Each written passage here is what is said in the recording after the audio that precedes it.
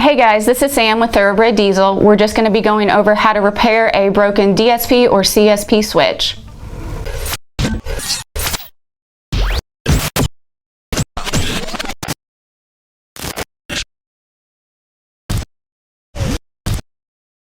We've been having a lot of calls lately with customers that are having trouble with their CSP or DSP5 switches arriving in separate pieces, or when they pick up their switch and they go to turn the knob, it's not clicking like it should. It's just going through and free spinning.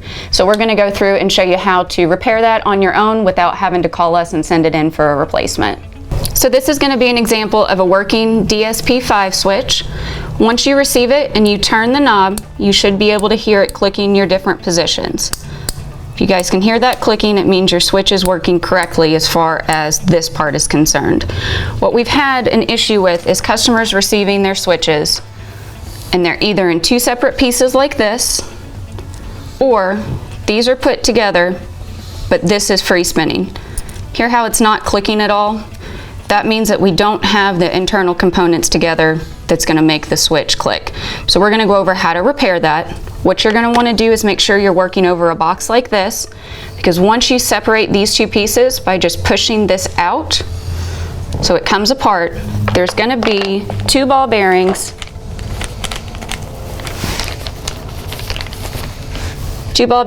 and a spring that pop out of there. You want to make sure that you're working over a container like this, because these things will fly out and you will lose them.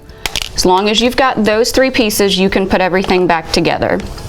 Easiest way to start is to get your two black pieces together. You'll notice there's a hole right here that we're going to call the mouse hole. And then we've got a little notch right here on the black part that connects to the rest of the switch. You want to make sure that those are lined up. You can pull it all the way in so that you know it's there. Then you just want to back it out a little bit.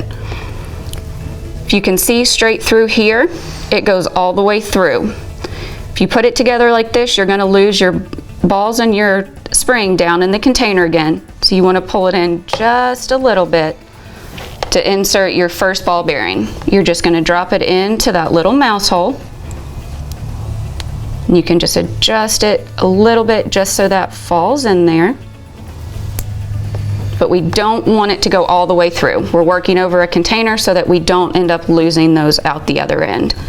Once you have the first ball bearing in there, you're going to take the spring and you'll put it into that same hole. And it may take just a little bit of wiggling to get it there. You just want to make sure they're lined up, drop it in, and you're going to push it all the way through. If you see it sits above the lip just a little bit, that's okay. We're going to put the other ball bearing on top of that.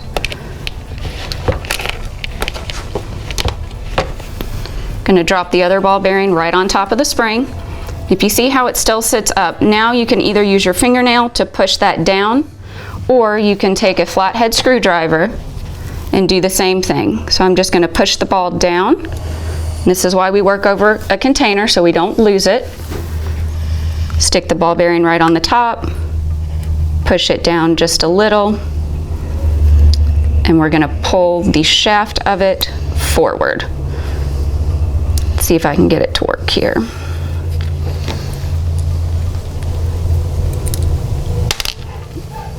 Again, while we're working over a container, this doesn't go perfect every single time you do it. So we'll just get everything lined up, take our screwdriver or our fingernail, push that down, and then pull it forward. You want to make sure you hold tension on the shaft of the switch. If you listen, now you can hear it click through your positions. That means we've got it working correctly again. So if you remember this little mouse hole that we've been talking about, you're going to match that up with the white part of the switch with the little notch that's there. You'll line those up and push everything back together. Be careful not to break the little tabs that are there. That's what's going to hold everything together. Make sure you hold tension on it so you don't lose those springs. And just work everything back together like that. Now that these are all together, you want to make sure that you're still clicking when you're going through the positions. That's going to mean that you've successfully repaired the internal parts of the switch, and you should be able to go ahead and install this on the truck. Now, this is an example of a DSP5 switch, but this is the same controller that's used on our CSP4 switches or the CSP5 switches.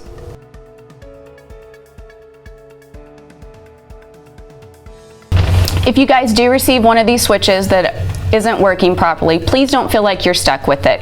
If it's something you want to try to fix, please go ahead and do it. Any of our guys are happy to help walk you through it if you get stuck. But if it's something you really just don't want to mess with, I'm more than happy to swap it out for you. Again, my name is Sam, and if you guys have any questions, please let us know. And like we always go through and say, like us on Facebook and follow us and subscribe to our YouTube channel. Thank you.